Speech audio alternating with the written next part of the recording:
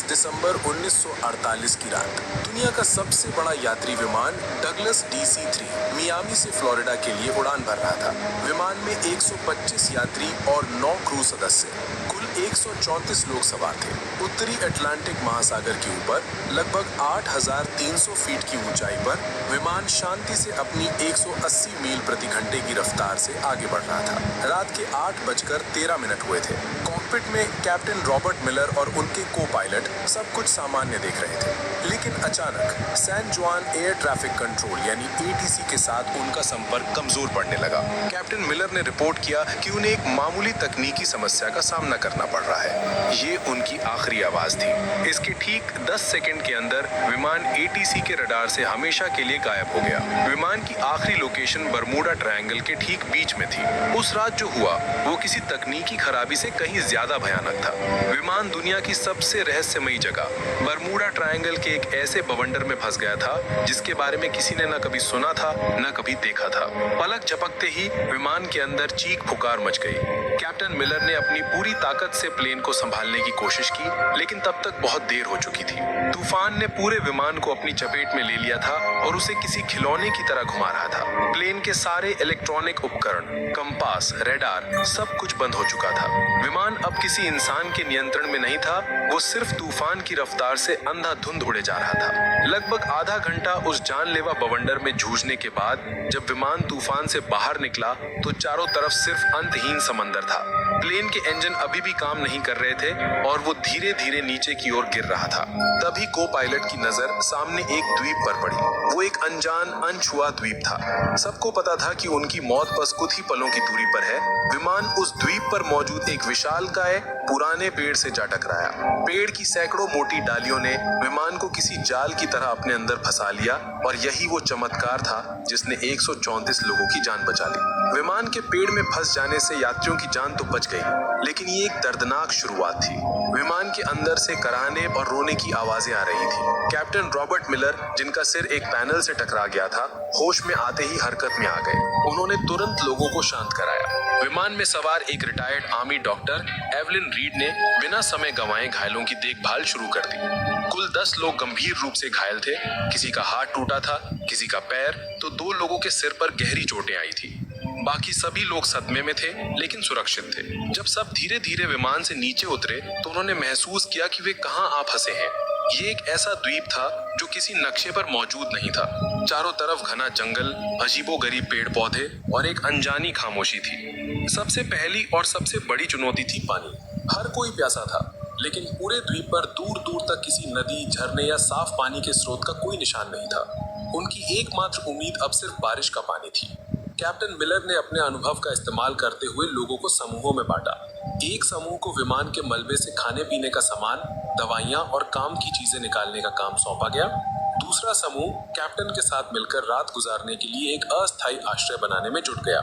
उन्होंने विमान की टूटी हुई सीटों, धातु की चादरों और बड़े बड़े पत्तों का इस्तेमाल करके एक काम चलाऊ छत तैयार की जो उन्हें रात की ठंड और संभावित बारिश से बचा सके। उस पहली रात जब वे एक दूसरे से सट कर बैठे थे तो उनके दिलों में एक ही सवाल था, क्या कोई उन्हें ढूंढने आएगा? क्या वे कभी इस अनजान जगह से बाहर निकल पाएंगे? दूसरे दिन की सुबह एक नई चुनौती लेकर आई, भोजन की कमी और आग जलाने की तकनीक। विमान से जो थोड़ा बहुत खाना मिला था वो ज्यादा दिन नहीं चलने वाला था। उन्हें द्वीप पर ही भोजन खोजना था, लेकिन कौन सा फल जहरीला है और कौन सा खाने लायक ये जानने का कोई तरीका नहीं था। इसी कोशिश में एक अधेड़ उम्र के व्यक्ति ने एक अनजान फल खा लिया और कुछ ही घंटों में उसकी तड़प तड़प कर मौत हो गई। ये द्वीप पर हुई पहली मौत थी जिसने सबको अंदर तक हिला के रख दिया।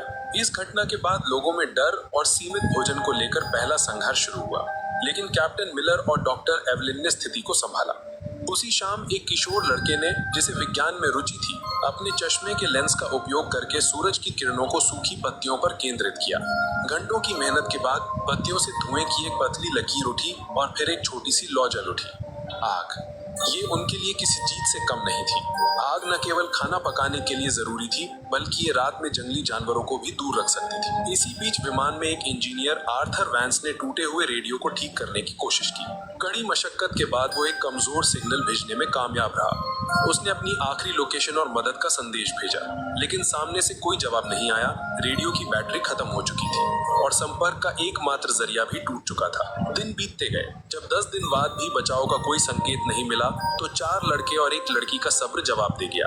एक रात जब सब सो रहे थे, वे चुपके से विमान के मलबे से बनी एक छोटी सी नाव लेकर समुद्र में उतर गए। वे फिर कभी लौटकर नहीं आए। उनका क्या हुआ, वे कहां गए, ये एक रहस्य बनकर रह गया। उन 5 लोगों के जाने के बाद बचे हुए लोगों को एहसास हो गया कि उन्हें लंबे समय तक यहीं रहना पड़ेगा। कैप्टन मिलर ने सबको इकट्ठा किया और एक स्थायी व्यवस्था बनाने का प्रस्ताव रखा। काम का बंटवारा किया गया। एक टीम रोजाना भोजन और फल इकट्ठा करने के लिए जंगल में जाती, दूसरी टीम आश्रय को और मजबूत बनाने और उसकी मरम्मत करने का काम करती। डॉक्टर एवलिन और कुछ अन्य लोगों ने घायलों और बीमारों की देखभाल का जिम्मा संभाला। दूसरी ओर अमेरिकी सरकार ने विमान को खोजने के लिए इतिहास का सबसे बड़ा सर्च ऑपरेशन शुरू किया था। अटलांटिक महासागर के चप्पे चप्पे को छान मारा गया, लेकिन विमान का एक टुकड़ा भी नहीं मिला। एक सप्ताह की लगातार खोज के बाद भी जब कोई सुराग नहीं मिला तो अभियान धीमा पड़ गया। इसी बीच द्वीप पर बचे हुए लोगों ने जीने की कला सीखनी शुरू कर दी थी। उन्होंने द्वीप के पत्थरों और विमान की धातु को घिस-घिस कर चाकू और भाले जैसे औजार बनाए। सबसे बड़ी चुनौती द्वीप के जंगली सुअर थे, जो झुंड में रहते थे और रात में उनके शिविर पर हमला कर देते थे। विमान में एक शिकारी ट्रेनर भी था, जिसने लोगों को भाला चलाना और जाल बिछाना सिखाया। कई दिनों की योजना और अभ्यास के बाद उन्होंने अपने पहले जंगली सुअर का शिकार किया। ये एक भयानक और भावनात्मक क्षण था। शिकार के दौरान 2 लोग घायल हो गए, लेकिन जब वे उस शिकार को लेकर शिविर में लौटे तो ये सिर्फ भोजन नहीं था, ये उनकी एकता और दृढ़ संकल्प की जीत थी। उन्होंने द्वीप के किनारे टूटे हुए नारियल के तनों से रेत पर बड़े बड़े अक्षरों में हेल्प लिखा, इस उम्मीद में कि शायद कोई गुजरता हुआ जहाज या विमान इसे देख ले। दोस्तों, ये कहानी आपको कैसी लग रही है? उस दर्द और संघर्ष को महसूस कर पा रहे हैं? अगर हाँ, तो प्लीज 1 सेकंड निकालकर वीडियो को लाइक कर दीजिए और मेरे चैनल को सब्सक्राइब करना मत भूलना। आपका एक सब्सक्राइब मुझे ऐसी ही और सच्ची और रोंगटे खड़े कर देने वाली कहानियां आप तक लाने की हिम्मत देता है। और हाँ, और उसमें सवार 134 लोग एक अनसुलझी पहेली बनकर रह गए थे। $45 मिलियन खर्च करने के बाद अमेरिकी सरकार ने आधिकारिक तौर पर सर्च ऑपरेशन बंद कर दिया और सभी को लापता घोषित कर दिया। उनके परिवार वालों को बता दिया गया कि अब उनके प्रियजनों के लौटने की कोई उम्मीद नहीं है। लेकिन यहाँ इस अनजान द्वीप पर एक नया समुदाय जन्म ले रहा था।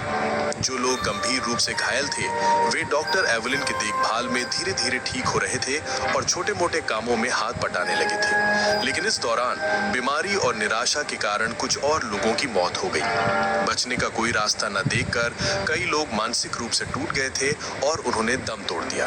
अब द्वीप पर केवल 114 लोग बचे थे।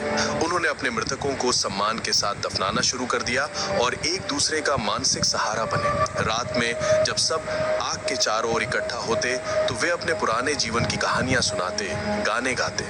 लगभग 1.5 साल बाद द्वीप पर पहली बार किसी बच्चे की किलकारी गूंजी। एक युवा जोड़े के यहाँ एक स्वस्थ बेटे का जन्म हुआ। उस बच्चे का जन्म द्वीप पर मौजूद हर इंसान के लिए एक नई उम्मीद लेकर आया।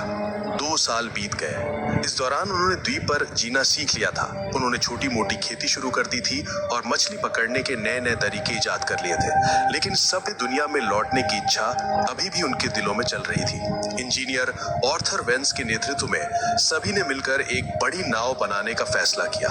ये उनका सबसे बड़ा और सबसे महत्वाकांक्षी प्रोजेक्ट था। महीनों की कड़ी मेहनत के बाद उन्होंने विमान के टुकड़ों, लकड़ी और बेलों का उपयोग करके एक बड़ी मजबूत नाव तैयार की। जिस दिन उन्होंने नाव को समुद्र में उतारा, वो किसी त्योहार से कम नहीं था। 25 सबसे मजबूत और अनुभवी लोगों को उस नाव पर सवार किया गया, इस वादे के साथ कि वे मदद लेकर वापस लौटेंगे। नाव द्वीप से कुछ मील दूर तक तो ठीक चली, लेकिन फिर मौसम ने अपना असली रूप दिखाया। अचानक आसमान में काले बादल घेर आए और एक भयानक तूफान ने उनकी नाव को घेर लिया। ऊंची ऊंची लहरों ने नाव को पलट दिया। उनमें से कुछ ही लोग तैरकर किसी तरह वापस द्वीप के किनारे पहुंच पाए, लेकिन उस हादसे में 16 लोगों की जान चली गई। ये द्वीप पर अब तक का सबसे बड़ा झटका था। पहले ही बीमारी और निराशा से 15 लोग मर चुके थे और अब इस हादसे ने 16 और जाने ले ली। कुल मिलाकर 31 लोगों की मौत हो चुकी थी और 5 पहले ही भाग गए थे। अब द्वीप पर केवल 98 लोग बचे थे। इस घटना ने उनके बचने के विश्वास को चकनाचूर कर दिया।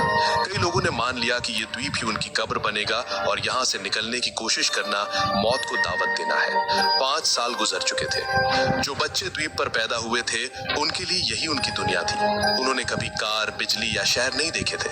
बड़े लोग उन्हें अपनी पुरानी दुनिया की कहानियां सुनाते, जो उन बच्चों के लिए किसी परी कथा से कम नहीं थी। लेकिन समय के साथ समाज में दरारें पड़ने लगी। द्वीप के प्राकृतिक संसाधन जैसे कि एक खास किस्म के फलदार पेड़ और छोटे जानवर कम होने लगे थे। भोजन की कमी ने लोगों के बीच तनाव पैदा कर दिया।